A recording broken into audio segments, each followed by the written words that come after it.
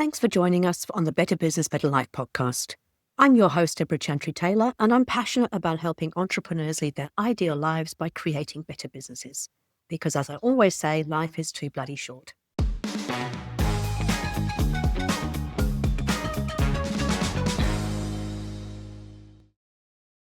I'm a certified EOS implementer, an FBA-accredited family business advisor, and a business owner myself with several business interests. I work with established businesses and their leadership teams to help them live their ideal entrepreneurial life using EOS. My guests come onto the podcast to share their journey, their specialty, and how EOS has changed their life. And today's guest is amazing. She has worked with many Fortune 500 companies and has personally coached the CEO of Walmart on productivity. She's authored the book Work Smart, Do More, and she was a guest speaker at this year's EOS conference on the power of Microsoft 365 to increase productivity and fuel happiness. She's going to share with us the secret to improving happiness and flow in your workplace, driven by using EOS and productivity, utilizing IS and IT, specifically Microsoft 365 and AI. Jan Lehman is the CEO and visionary of CTC Productivity. So welcome to the show, Jan. It's lovely to have you here this morning. Yeah, thank you. So nice to be here. Appreciate the invite. Absolutely. Hey, look, we've had a quick chat offline before we came onto the show. I would love for you to share with the listeners your journey to where you've got to now. So productivity expert, how does that come about? Yeah. Oh, I love the productivity expert. I sound so important. You are. So I guess starting from school, after graduating, I went to work for Fortune 500 companies. So my first job was with Accenture, so management consulting firm. My clients were like Securities and Exchange Commission, United Airlines, so massively huge companies. And then I went to work for Kraft Foods. And my last position with Kraft, I was actually an expatriate. I was on your side of the water, the pond. I was an expatriate living in Stockholm, Sweden. And I had about 60 employees across the Scandinavian countries. And I was responsible for the information systems department and the information technology department for all of Scandinavia. So we were basically all about helping Kraft leverage technology to increase profitability, right? During that time, I really got some amazing leadership skills. I had some fabulous mentors. I actually introduced my boss to his now wife because he was so amazing. So he deserved that payback. And anyway, I left Kraft, started my business 15 years ago. And our focus really is on creating a culture where productivity fuels happiness. So productivity kind of gets a bad rap. A lot of people look at it kind of a negative thing. To me, productivity is about how do you teach somebody to work smarter so they're less stressed and they work in a way that they're happier, right? That's the end zone. That's the end game that we're all looking for. And so our focus is really on software and soft skills. So soft skills would be teaching somebody to be a better planner, how to manage their time effectively delegate. And then technology, we're experts in the Microsoft 365 platform. So those are really the areas we focus. So to tie it back to our amazing EOS community, we're really helping build capacity and get people in their EOS, in their GWC flow, where they're doing what they want to do, right? They're not doing the mundane tasks, the boring tasks, those sort of things. So we just really are well aligned with the EOS. As far as personal success stories, is that something you want me to explain, Debra? I'd love you to share. Yeah, absolutely. Look at me. I follow rules. I'm like, yeah. You are. You're very much a rule follower. This is unusual. I love it. I love it. So personal success stories. I was actually just saying last night that if I do nothing right in the world, I produce cute babies. So I definitely very proud of my lovely children. But I think probably the most interesting personal accomplishment is having written a book. And I don't know what it is with writing. Debra, have you written a book? I can't remember if you've written a book or not. I'm in the process of writing a book at the moment. And I have to say that it's a little bit more complicated than I thought it was. And so I had all these great aspirations. I'm going to launch a book in 3 months. Yeah, maybe not. It's definitely an involved process. So yeah. And what's cool is when you're done, there's something about being an author, apparently people think is pretty cool. So I had my son's friend came up to me at prom last week and it was like, I heard you're an author. I just think it's funny. So anyway, so that's pretty cool. It's opened a lot of doors. Apparently, when you're an author, people think you're a better public speaker, even those are different skills. But I get it. It's a thought. You're a thought leader is what it is. So anyway, writing my book, Huge personal accomplishment. We just hit 100 reviews on Amazon. It's available in Amazon Australia. So it's available all over the world, which is lovely. And we're at like 4.8 rating out of 5. So super, super happy. That's wonderful. What is the title of the book? Yeah, work smart, do more. And the concept of it is we want to teach you how to work smart so you get more time back in your day. And then you can do more of whatever you want. If you want to invest it in your business or if you want to spend more time with friends and family. So I love kind of the nuance of the name. That's what it's about. So And I want to just stop you for a second, because one of the things that really struck me there in your introduction, you said, productivity fuels happiness. And a lot of people think that, yes, productivity is all very negative and about trying to squeeze more blood out of the stone and trying to get everybody to do a whole lot better. And I wanted to liken it because I see the same with scorecards. People sort of see scorecards as being a way to kind of keep control of people, and it's all about negative. But I always say, no, it's about actually celebrating success. Like, they're the rules of the game. And if we actually hit the numbers, it should be the chance for us to go, yay, well done us, we've actually hit our numbers. So I think we have to turn these things on their head and go, actually, we're all about making happier people, because happier people are more productive. yeah, well said. I agree. And I will have that same opinion sometimes about scorecards, but I agree with you. Okay, so I'm going to take you back even further. So why did you even get into the Fortune 500 stuff? Like, what was your original training in terms of at university? How did you get into that? That's Yeah, well, it's funny. My parents are super happy because what they paid for me to go to college to do is exactly what I'm doing.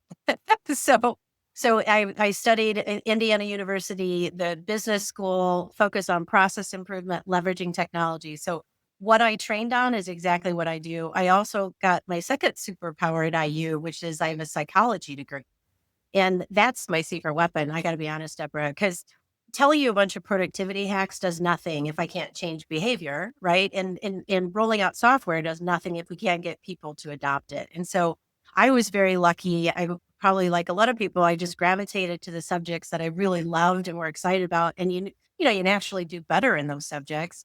And I just continued on that path. I literally been on that exact same path my whole career. okay. And so tell me a little bit about how things have changed, because technology is just moving at a pace that we can't even comprehend, right? And so it becomes more and more prevalent in everything that we do. How is that changing the whole field of productivity? Is it, because I always wonder, does it actually make us more productive, or can it actually have the opposite effect? Oh my gosh. We could be hanging out for a long time on this one. So yeah, to answer lots of great questions in there. So productivity absolutely can be a hindrance with the notifications, the pop-ups, the distractions, all those kind of things.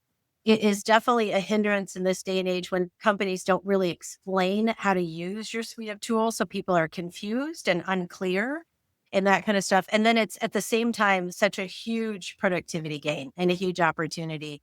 But most companies don't understand how to use the technology they have. And it's interesting you ask about what's changed. A lot of people think Microsoft 365, which is the area we specialize in, they think it's still just like Word, Excel, and PowerPoint. And it's like a whole suite of tools to help teams work together more efficiently. But most companies don't realize that and they don't set it up that way. And so they're missing a lot of opportunity. And then AI, as we all know, is another huge area of opportunity. And most people don't realize that Microsoft's AI tool is a unique animal that everybody should be exploring. It's very different in what it can do versus other AI. So there's a lot changing in that space for sure. So we're talking about CoPilot specifically, I'm guessing, within Microsoft. I must admit, I have to confess that I have not done anything with it yet, and I am learning a lot more about how Microsoft as a suite, Microsoft 365 as a suite, has got lots and lots of stuff in behind it. But tell us a little bit about, why is it different? You said it's different to the other AIs out there. So tell me a little bit about that. Yeah. So first off, Copilot is built on the same technology as ChatGPT. Microsoft is heavily invested in ChatGPT. But what makes a difference is Copilot allows you to leverage your data within your Microsoft 365 environment easily.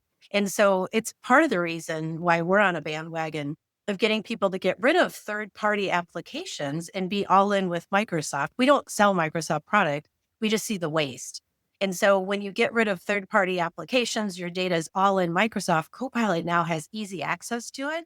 So one differentiator is that. The other differentiator is when CoPilot, let's say you're brainstorming with CoPilot about some, really interesting topic that you really don't want the rest of the universe to know about.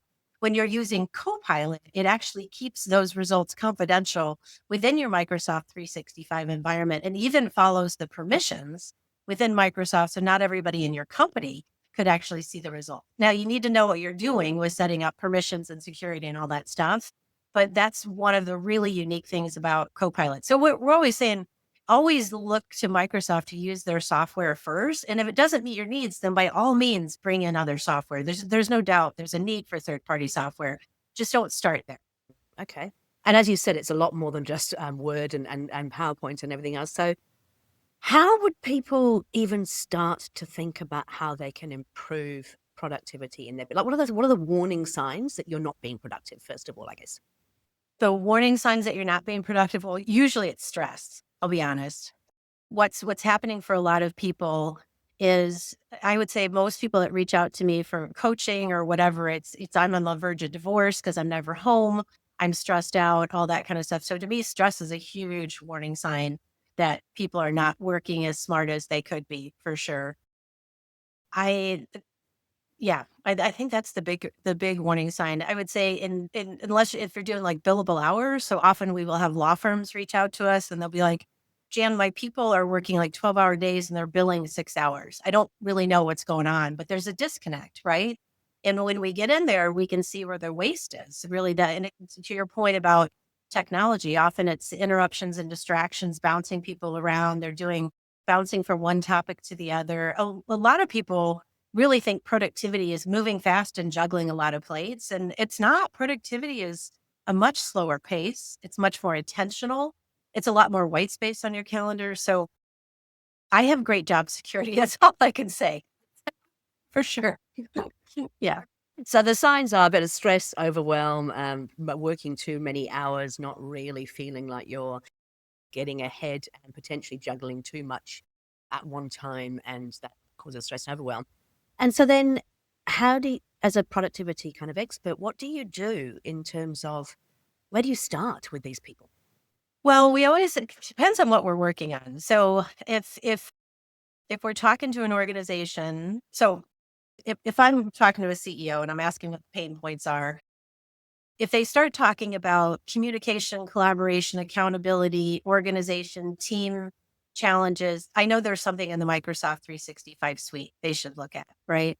If they start talking about more an individual's performance, then we know we really want to look at what the individual's doing.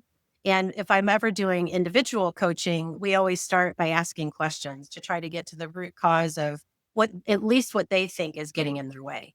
And so often people will be very honest and they'll say, I'm a procrastinator or I don't like delegation or I'm drowning in email. And so they'll self-identify what they think the issues are that getting in their way. But during coaching sessions, we really uncover a lot more as well, right? That's just the tip of the iceberg.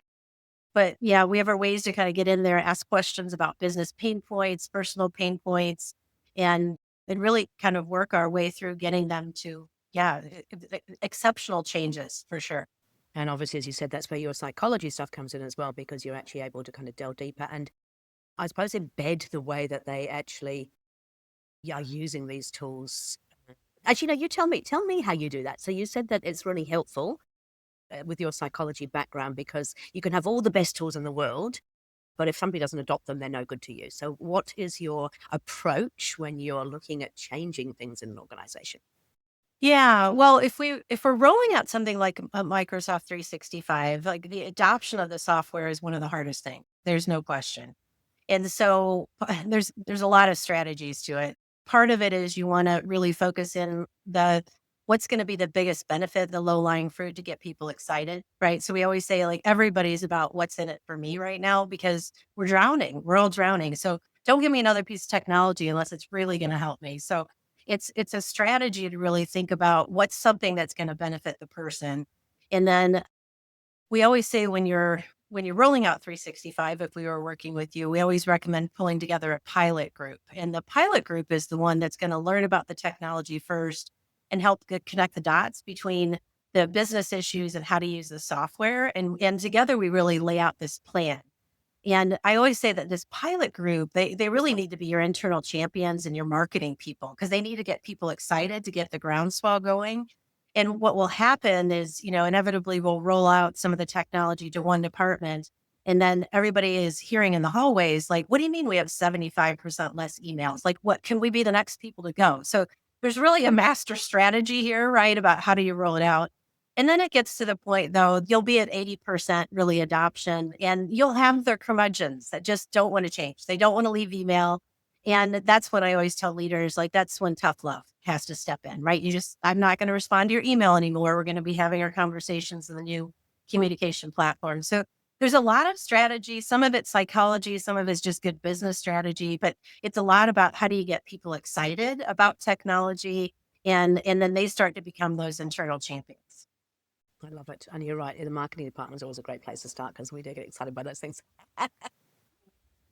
Okay. So I must admit, I was reading something the other day, and I know that within EOS, when we work with clients, we used to say to them that, somebody has to hear something 7 times before they hear it for the first time. But they did some research a year ago where it's now like 32 times before they actually hear it for the first time.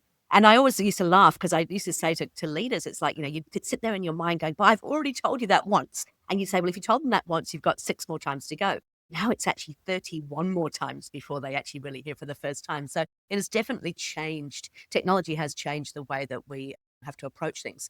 Now, I know that you are an EOS fan, and that's how we actually first got introduced. So tell me a little bit about how you came across EOS and what it is that you like about it. Yeah, I'm such a fan of EOS. I'm in ground zero. I live in Minnesota, so it's close to ground zero. So there's so many implementers, integrators here. And so we've probably been learning about EOS way earlier than a lot of, organizations. And I fell in love with it because there's really a lovely synergy between EOS and what we do. So we're very blessed to have a quote from Mike Payton, where Payton talks about, the synergies. And so I always say, like, EOS focuses on like macro organization, right? Helping the organization run more effectively. And we focus micro. So we focus very much on the individual, which is why I just had the wonderful opportunity to speak at the EOS conference, because what we do is just so lovely of a compliment to it. But I believe that the root of productivity is organization. I just think that's the foundational principle. And there's so much in the EOS methodology about organizing, right? Organizing your rocks, your tasks, your priorities, your accountability, your structure, all that stuff. And so I'm a huge fan. And so we purposely look for EOS companies because I know if somebody's running on EOS, they're going to have the capacity to work with us. They've thought through whether this is the right priority. They're open to ideas and suggestions. And so I'm a huge fan. So I'm a tiny little company, but we adopted EOS last year, and I thought that I was an integrator because I'm linear. I'm a linear thinker, right? I'm a process girl. Man, that was not the right seat for me. So I am total visionary. I just understand and value, right, the structure. And so I now have a fractional integrator, and I'm super happy about that. Yeah, it is interesting. So when they brought the process book out, so EOS has got obviously the traction book being the original book, and then a whole lot of other books that support it. But they started doing these individual books about the individual components, and they brought up the process one, and I thought, I don't really like process. I'm going to find this really boring as batshit. I loved it, and what it made me realize, and this is what I now say to all of my visionaries: we actually are process people. We're not necessarily good at following the process, but we are really good at connecting the dots and working out how to do something better, which is actually what process is. And so it made me realize that actually most people who are visionaries, they actually do love process. They just don't necessarily like following process. Well, that's actually interesting. I had the same reaction. Well, no, I had the opposite reaction you did. I was so excited when the process book came out because I'm like, okay, if EOS is making process cool, they're going to love what we do. So I was so excited that there were more eyes on that. But it is fascinating to me. Most people want process. They want things to be defined, but they don't want to take the time to write it down, right? And define it. And so most people value process, but it can be a tedious task. And so obviously it's one of the first to be procrastinated for most people. And I think it's because we tend to overcomplicate it as well. And that's one of the things that I see. So when I work with EOS companies, we'll often do a session in a quarterly where we'll use the 3-step process document to do their core processes. And we can actually get through all of their core processes in about 2 hours. And now that's not getting into the level, it's not into minute detail, but it's the core process. It's the core things that have to be done. And it's the power of having your leadership team around the table, doing it together. You can really simplify it and get it to a point. We're not saying it's 100% perfect. Of course, you've got to go out there and we're going to test it and measure it and see what's actually happening. But I think the reason we procrastinate is because we try to make it bigger than Ben Yeah. Yeah. Hur. Well said. I agree. Okay, so we're obviously on the same page in terms of loving the EOS model and whatnot. In terms of the work that you do, tell me about the conference. You gave you were obviously at the EOS conference. What were you talking about there? Leveraging the power of Microsoft 365. Okay, So, perfect. yep. Yep. Yeah, but it's obviously a very underutilized tool, and why do you think that is? Oh, so how do I say this? Let's see. What's happening in a lot of environments is companies are rolling out the software, but no one really understands how to connect the dots between business issues and how to use the software. And a lot of times what's happening is companies are relying on their IT groups to teach them. And so it's kind of interesting. One of the things I distinctively made a point in my introduction about that I was managing IT and IS. I kind of emphasize that because I wanted to kind of bring that up. What's happening is a lot of leaders don't really maybe understand the skill sets in the technology space. And so traditionally, like when I was at Kraft, traditionally I had an IT group. So these were the hardware infrastructure. They're keeping the cyber criminals out. They're keeping our systems up, right? So they're really like about the infrastructure. And then you have the information systems people. And the information systems people, traditionally, like in an environment like Kraft, we were developing software to solve the business issues, right? Now that we have software as a service like Microsoft 365 or Salesforce or whatever it might be, we no longer need these people to develop software, right? We're not unique butterflies. But what's happened is that skill set has disappeared in companies. And so what we're left with are these amazingly talented technology people, IT people, but they don't really connect the dots between software and how to use software to solve business issues. And so most IT groups are thrilled when a company like ours comes in because it's not what they're trained to do, right? They're trained to keep cyber criminals out, keep the LAN up, all that kind of stuff, right?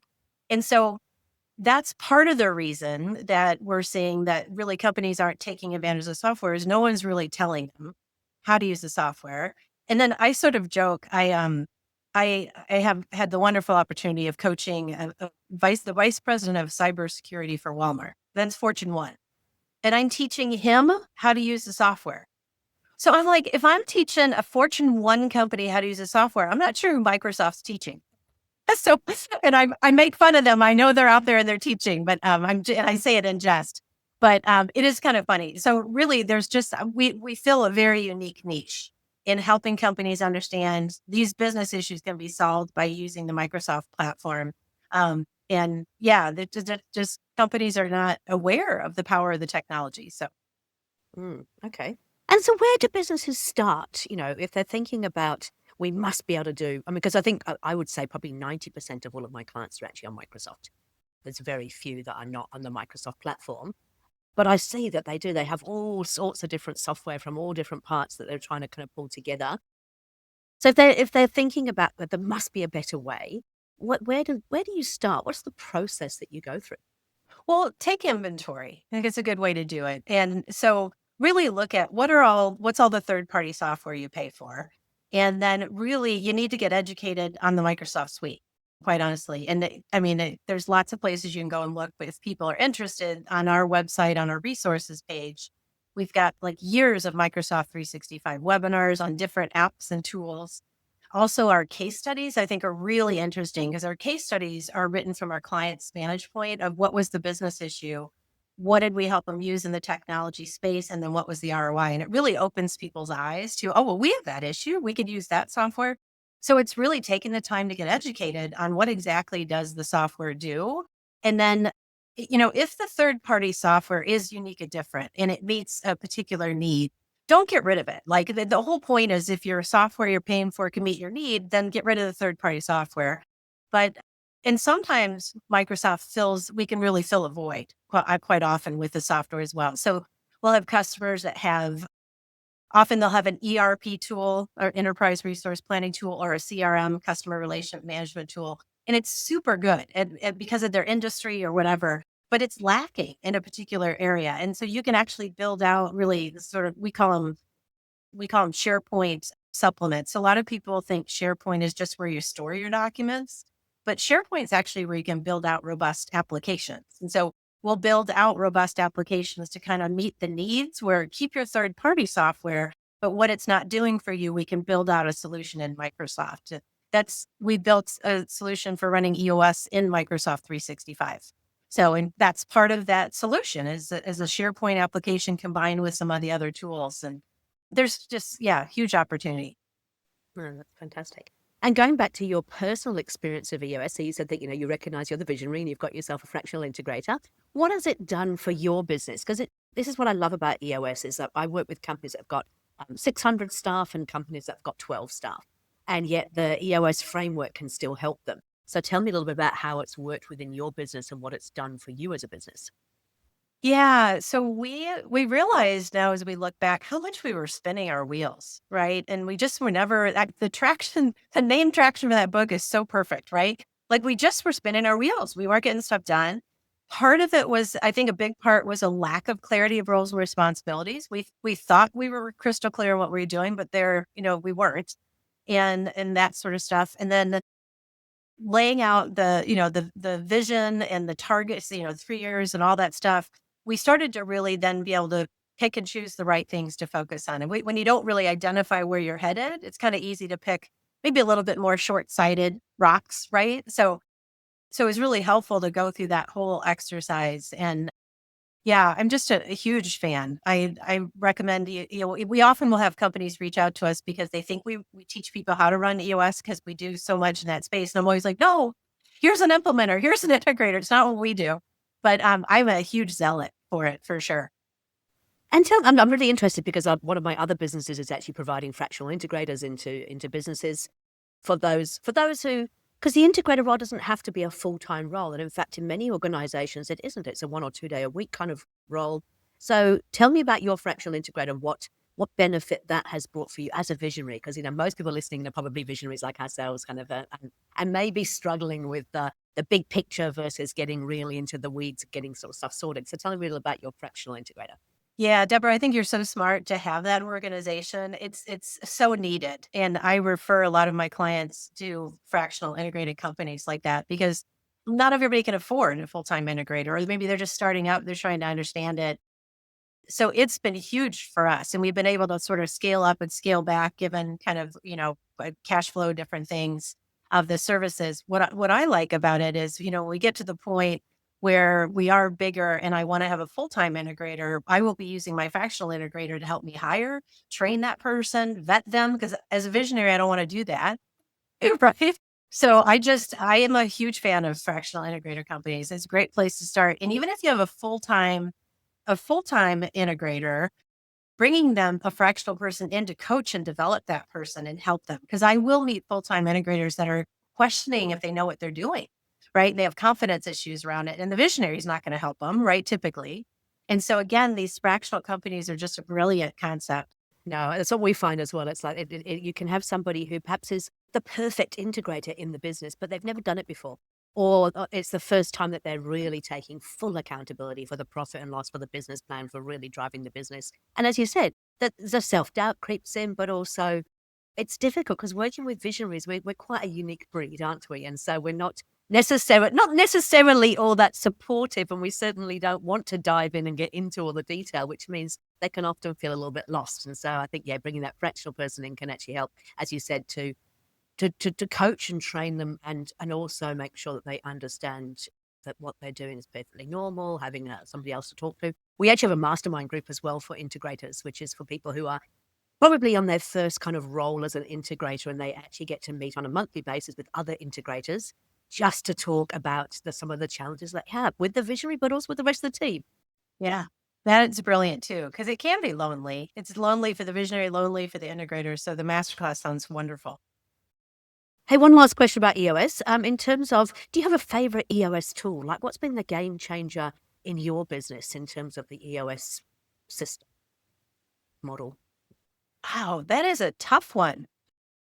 I'm definitely a huge fan of really evaluating if people the GWC, because what ultimately drives productivity is exactly that, when people are in the right seat doing what they love to do, have the capacity. So I'd probably have to say that tool, that have companies evaluate that and evaluate their people, and realize this person's not, they're not dumb, they're not whatever, it just might be a wrong alignment, and get them in the right spot. And because often we will see productivity issues with people, and it's just because they're in the wrong seat. And so having the EOS tool framework to explain that, especially if we're working with the EOS company, is so helpful, because I can have that conversation after coaching somebody that this person is absolutely in the wrong seat, right? And explain kind of it's, their capability to be able to understand or something like that is really helpful. Yeah. There's so many tools though. That's a tough one. But you're right that the people analyzer, I think, is one of my favorite tools for, when you've got a people issue, it actually forces you to take all of the emotion out of it and think very clearly about whether or not whether it's, first of all, is it the person? And then is it something we've done to actually set them up to kind of fail because we put them into a role that they don't GWC, or have they, we haven't given them the right support in terms of the capacity part or the capability part of it. So making sure that we've actually given them the support. I just think it's beautiful. It's a chance to really take a step back and have a look and sort of say, right, we've got this amazing person. We've just put them in the wrong role. Therefore, we've set them up to fail. And we need to actually look at that and get them back into, as you said, a role where they're in flow. Okay, cool. Hey, we could probably talk all day because we love business, we love EOS, we love obviously having productivity. Is that in terms of top tips and tools? So if people are listening in, I love them to always walk away from these podcasts with something they can actually go and do. What would you say your kind of top 3 tips and tools are? Yeah. Well, one big one that I see a lot is that leaders often make assumptions that people know what they know or do things the way they do it. And it's fun when I'm coaching like a number of people on a leadership team, and I could just tell that the CEO assumes people know how to do certain things. And as I'm coaching them, they have no idea how to do that. Right. And so I think my tip I would give for all leaders is don't make the assumption people know what you know and do things the way you do. So if you find yourself saying, hey, you need to be a better planner, or you need to manage email more effectively, like don't stop there. Actually have them show you how they do it, because it'll show you that they do it differently and probably inefficiently. And that's why they're dropping the ball or struggling. So that's a big one that I often want to make sure leaders know is really stop making the assumption. And I just want to just sort of go back on that as well. It's really interesting because we are all different in the way that we process things. I remember when I was running the event center, I thought I had put together the most amazing processes, lots of checklists for, before an event, during an event, after an event. And then I sat there and I kind of watched my team and realized they weren't using any of the tools that I'd actually set up. And I was horrified. It's like, but I've got all this stuff set up, but it wasn't the way that they did things. And so whilst it worked for me, it didn't work for them. So I think we often have to look at it and go, yeah, make sure that just because it works for you does not mean it's necessarily going to work for somebody else in the organization. Yeah. Yeah, I would. Another one is just invest in your people. It's so fascinating to me. People will pay for me to do keynote presentations and, coach leaders. But when it comes to like training everybody in the company on how to like manage email or use their time effectively, it always gets cut from the budget. And I feel, and I think part of it, Deborah, is what I just said, is that leaders are like, I know how to manage email, so everybody in the company must know how to manage email. And I'm a good time manager, so everybody in the company. But it's a huge gap. And I've literally had leaders say to me, well, I don't want to pay for training because I might be just training these people to go to my competitor. I'm like, oh my gosh, that's so short-sighted, right?